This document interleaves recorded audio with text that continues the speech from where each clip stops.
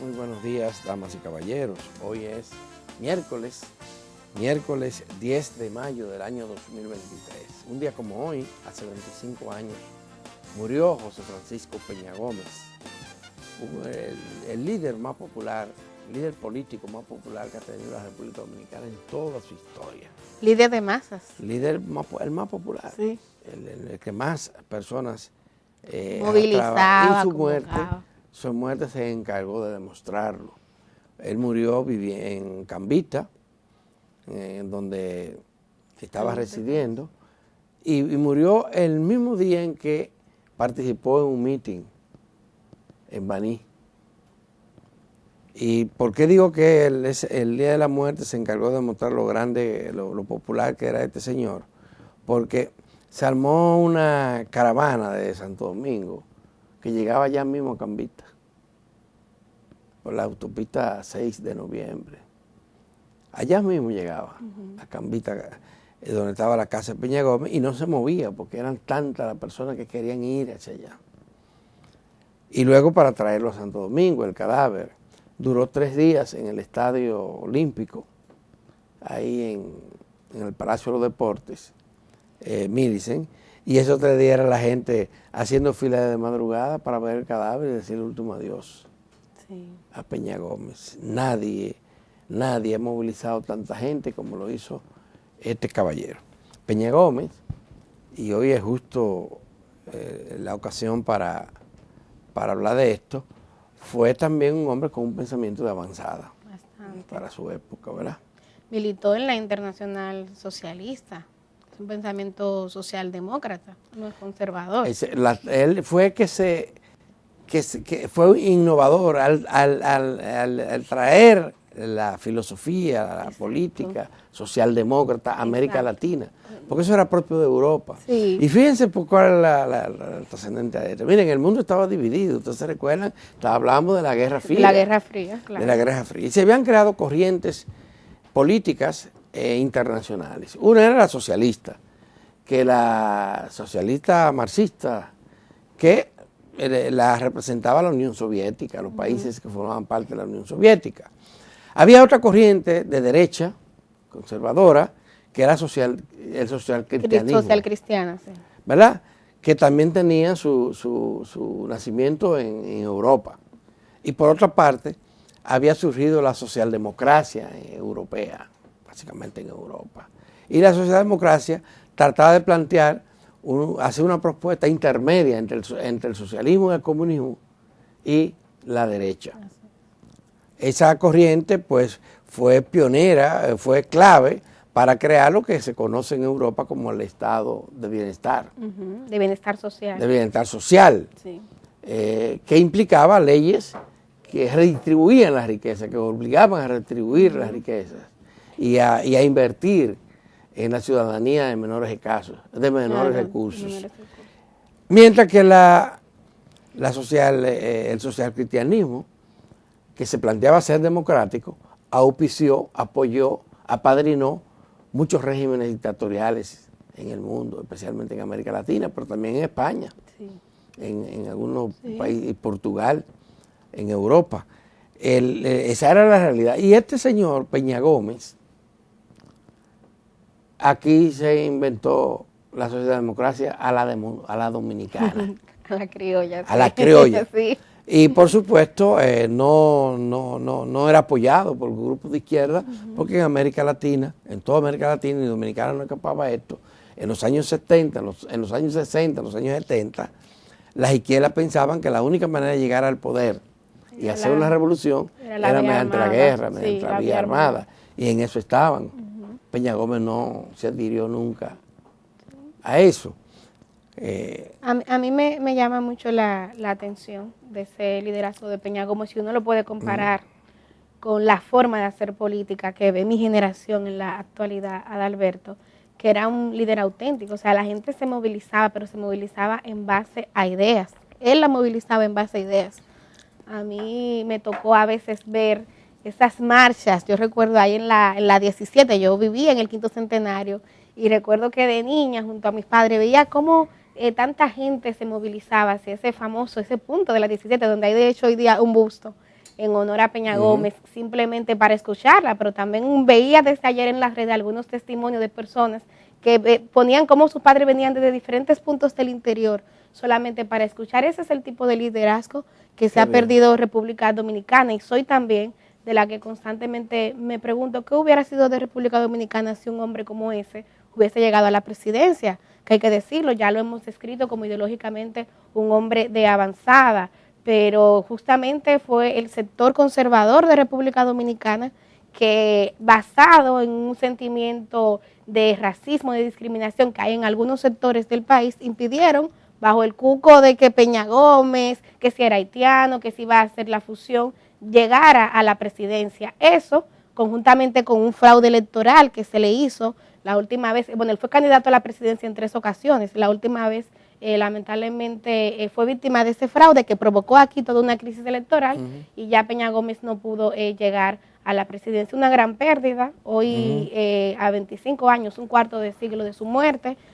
Su pensamiento dividido en 3 partidos, está el BIS, el PRD y el PRM, cada uno hoy con diferentes actos, pero yo creo que vale la pena recordar, mira Alberto, mi generación necesita que se recuerde ese tipo de liderazgo distinto. Y ahora ninguno de los partidos que dicen ser peñagomistas reivindican el pensamiento fundamental de Peña Gómez y la filosofía socialdemócrata, porque el PRM no es socialdemócrata, aunque lo diga. De nombre. El PRD que quedó tampoco. Se derechizó. Totalmente. Se derechizó. Y ni hablar de, bueno, el BIS tampoco, porque no hay una plataforma ideológica política, porque la democracia, para que algunos lo sepan, es sinónimo también de promoción de la igualdad de género, promoción de inclusión social, producción de redistribución de las riquezas, producción de democracia. Es sinónimo de todo eso. Y aquí no se practica mucho. Estas cosas no se practican, se niegan inclusive con cierta frecuencia, o se brinca, se levanta el discurso cuando queremos. Bueno, lo de Peña Gómez, óigame, fue una historia interesante, porque Peña Gómez en el 60, después de la muerte de Trujillo en el 61, fue de los primeros en incorporarse al Partido Revolucionario Dominicano. Era bastante joven, pero vino una avanzada encabezada por 3 personas del PRD, un mes después del ajusticiamiento de Trujillo, vino acá, y uno de los primeros que se presenta al hotel donde estaban hospedados los integrantes de la avanzada. ¿Quién fue? Peña Gómez, muchacho, y lo narra uno lo cuenta cómo ocurrió ese acontecimiento y se puso al servicio. Pero Peña Gómez fue quien llamó a la revolución en el 65. Sí. Porque tú decías que era un gran orador, un gran líder de masa, era locutor. Sí. Y él acudió a la televisión dominicana a pedirle al pueblo que se incorporara a la revolución y anunciar que había un levantamiento armado contra el régimen usurpador del poder que había derrocado a Juan Bosch. Peña Gómez fue el dirigente más connotado, junto a otros de la izquierda, hay que decirlo, como Fafa Tavera, Maximiliano Gómez, etcétera, que encabezaron una resistencia al régimen de Balaguer de los 12 años, que se instaló después de la revolución y que llegó hasta el 78. Y Peña Gómez fue el que condujo al Partido Revolucionario Dominicano hacia el poder en el año 1978. Fue él quien encabezó esa lucha, él era el líder natural. Y sin embargo, cuando llega al poder, y esto es interesante porque hay un video que se llama Huellas de un demócrata que está en YouTube, lo pueden buscar, donde el propio Peña Gómez lamenta que el día de la toma de posesión, a él lo mandaron para la cola en el Congreso Nacional. Ay, Dios mío. Porque la oligarquía no quería que ese partido apareciera vinculado a los ideales de este caballero, de este joven fogoso, como le llamaban, revoltoso, según Vincho Castillo. Entonces, eso le pasó a Peña Gómez. Pero le voy a decir otra cosa que le pasó a Peña Gómez, siendo el líder indiscutible, el principal líder del Partido Revolucionario Dominicano. Las Fuerzas Armadas denunciaron en un momento que se estaba organizando una guerrilla en la República Dominicana para ir a derrocar el gobierno haitiano. Y responsabilizó las Fuerzas Armadas Dominicanas, la que obedecían en el gobierno del PRD, la que organizó la Fuerza Armada, quien lo organizaba era Peña Gómez para ir Acusaron a Peña. A Peña, y de hecho, Peña estaba en clandestinidad. Peña estuvo en la clandestinidad a los 12 años. Porque, mira, a él le cerraron los programas, le prohibieron hablar por radio y televisión. Una persecución política. Las familias cuentan de esa época que él rara vez, y cuando llegaba a la casa era huyendo a ver los hijos. Ay, Dios mío. Y la esposa. Era corriendo, era clandestino, porque andaban los organismos de seguridad detrás de él. Cuando vino la guerrilla del 73, ahí fue peor. Pues Peña Gómez tuvo que esconderse totalmente. Wow. Porque el régimen de Balaguer lo andaba buscando. Por todos lados. Andaba buscando también a Juan Bosch. Pero que le pase en su partido a Adalberto. Eso es bastante... No, por eso pasó. Wow. Durante un gobierno de su partido, un partido. Y después le dividen el partido. Wow. Ya más cercano a los 90. Recuérdense que el PRD en el 90 fue dividido. Sí. Salió el PRI. Encabezado por Jacobo Magluta. Y bueno, y habían líderes connotados de ese partido que se fueron fue con el PRI, porque había racismo, como dice, tal vez uno de los que mejor ha analizado el tema de racismo dentro de sus propios partidos, se llama Juan Bolívar Díaz. Juan Bolívar, sí. Que ojalá publique,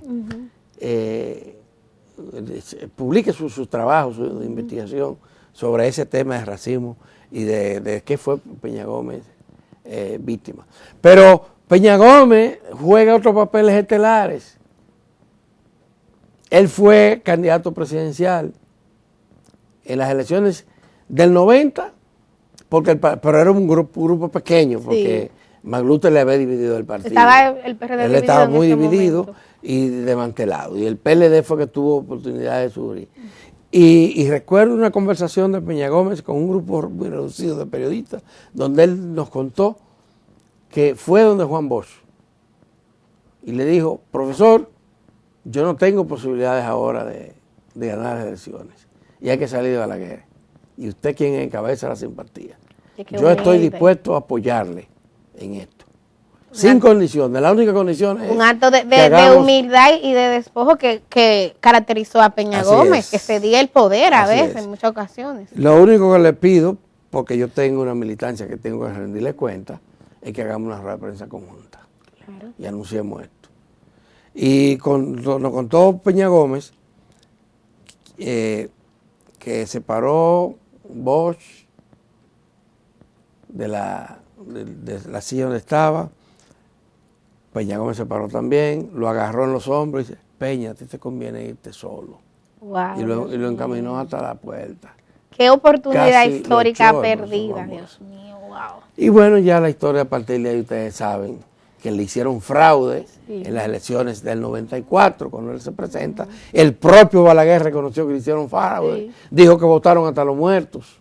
Bueno, hay también un libro de Juan Bolívar Díaz, tú que hablabas de la documentación de Juan Bolívar, de cómo Juan Bolívar documentó ese proceso del fraude electoral. Del fraude del 94. Exacto. Pero fíjense una cosa, del trauma electoral.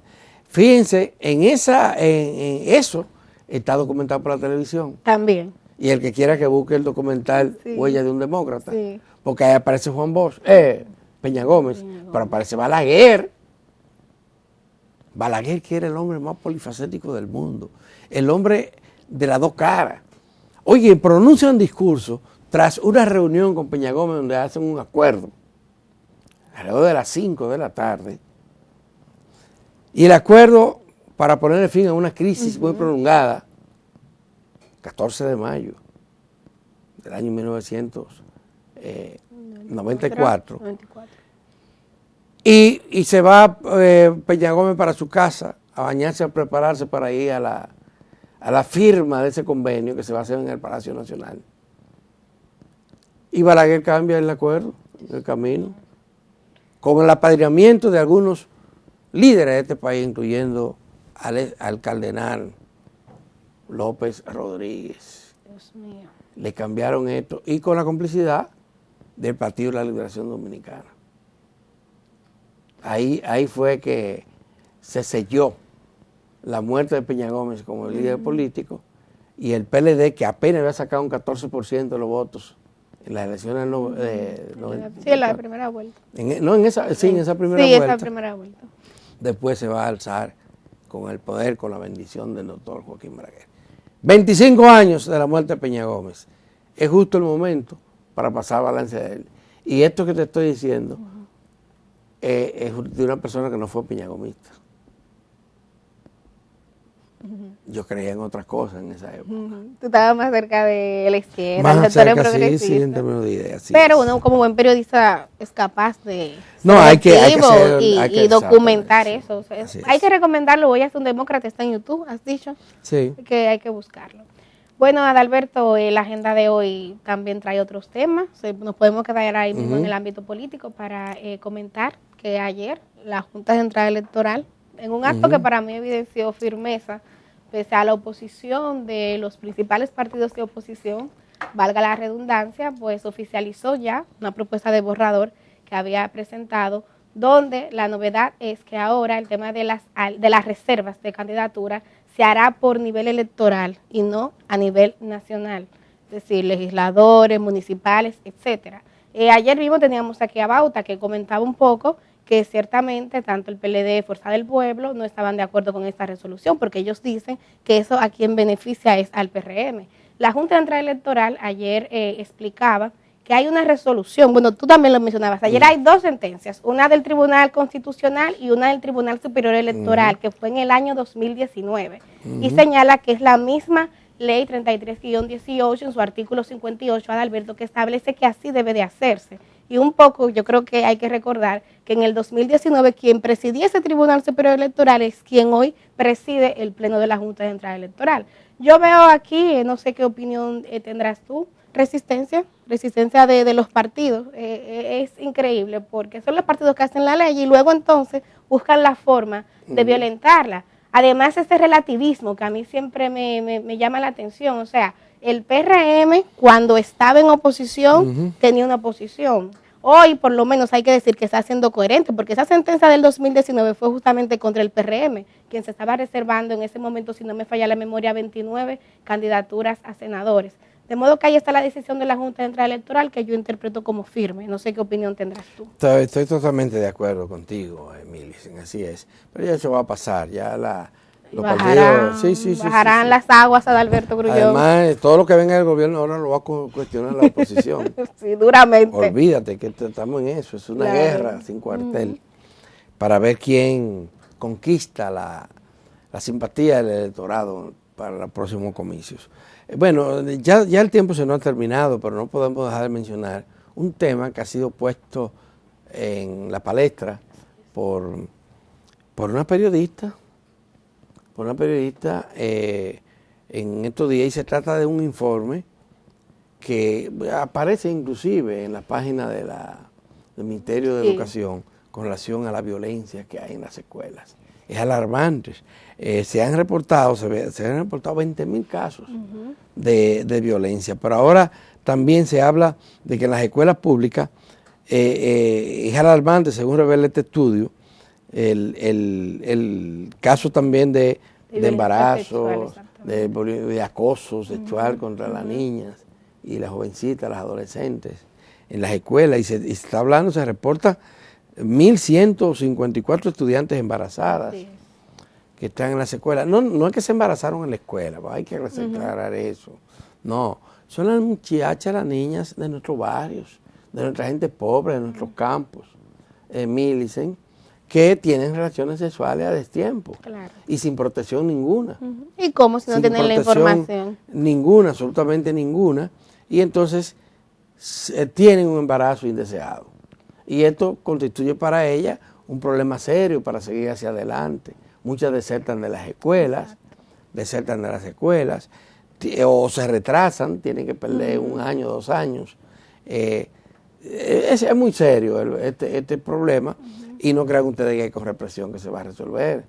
Ahí hay que fomentar la educación, dentro y fuera de la escuela, porque el tema no es, repito, no es la escuela. Los muchachos que van con cuchillo, con machete, con qué sé yo qué cosas a las escuelas, los que pelean, no se hicieron violentos en la escuela, se hicieron violentos en el barrio. tal vez en los propios hogares donde viven. Entonces tú tienes que hablar de una solución multisectorial si quieres enfrentar con éxito este gran problema. La sociedad dominicana es violenta, y ustedes lo saben, es muy violenta, y esa violencia comienza con esa bendita pela, con ese trompón, con esa vara, con ese jínquese ahí. Con las reglas. Con las reglas que se ha usado como método de educación en las casas, de disciplina, para que los niños y las niñas siempre digan, sí señor, sí señora, cómo no señor, así será señor, aquí estoy señor, a sus órdenes. Y eso pues la sociedad de hoy, que ha avanzado en materia democrática, no lo debe de tolerar y hay que cambiarlo, pero eso requiere de tiempo, de mucho esfuerzo y de políticas mancomunadas entre el Estado, las iglesias, las organizaciones sociales y comunitarias, y por supuesto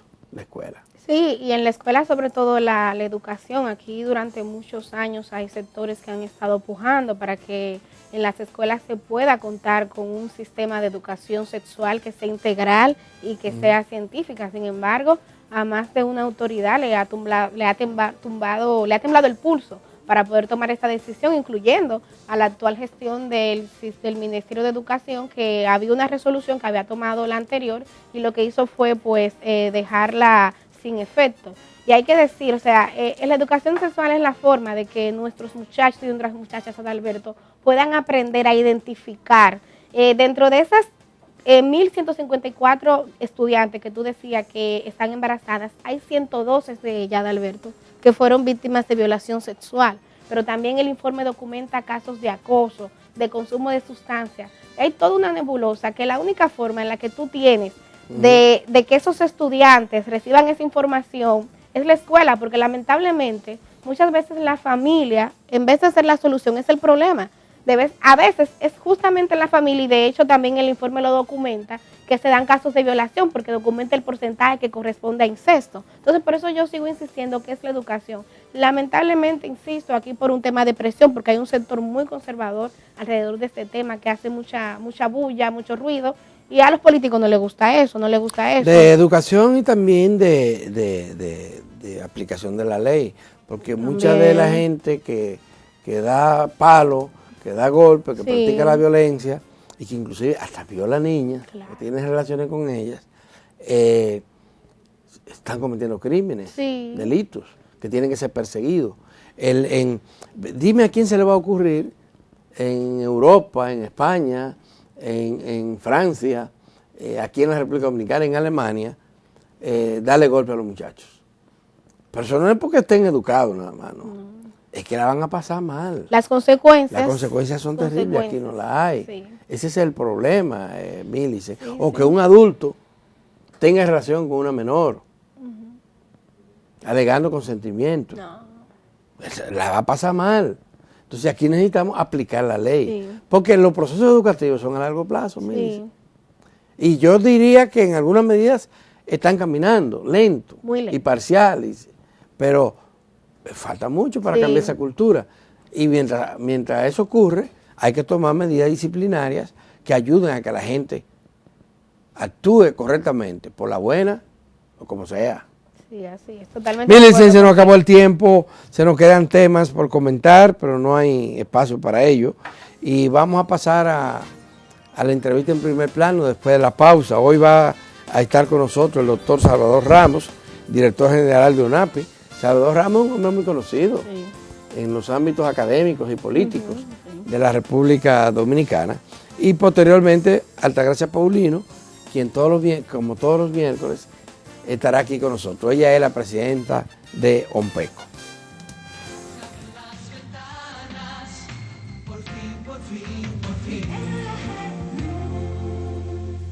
Vamos a abrir las ventanas para que entre el aire limpio de la prosperidad.